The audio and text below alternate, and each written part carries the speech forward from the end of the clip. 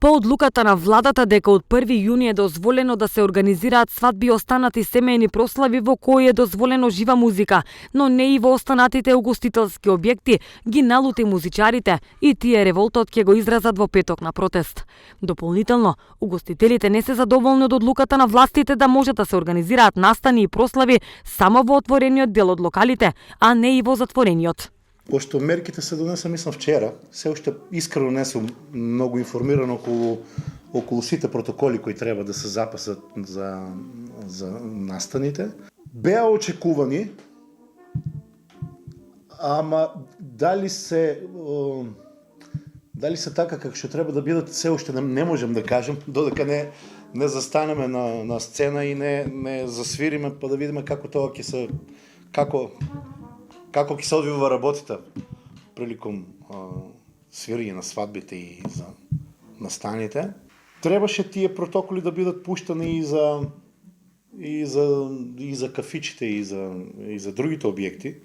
Исто време да се донесат некои протоколи кои би запазале дистанца, би овозможиле на музичари кои работат во низ кафичи, низ други локали да може да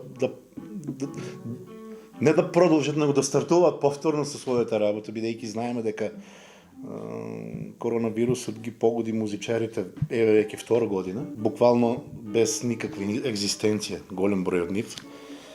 Така да мислам дека може да се најде решение и тоа да се среди некако.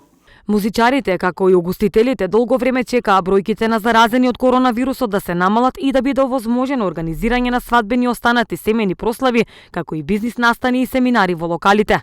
Но одлуката дека жива музика ќе има само на свадбите и тоа во целост не се знае до која мера, односно како ќе се одвива целата прослава, се уште ги држи во неизвестност музичарите и угостителите, а со тоа и самите младоженци, односно оние кои ќе планираат свадби или некоја друга прослава.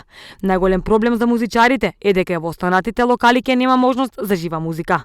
Музичарите апелираат до владата да ја поништи одлуката и да дозволи жива музика во сите угостителски објекти, секако со одредени протоколи, бидејќи како што велат тие, повеќе од 15 месеци не биле во можност да ја работат својата дејност.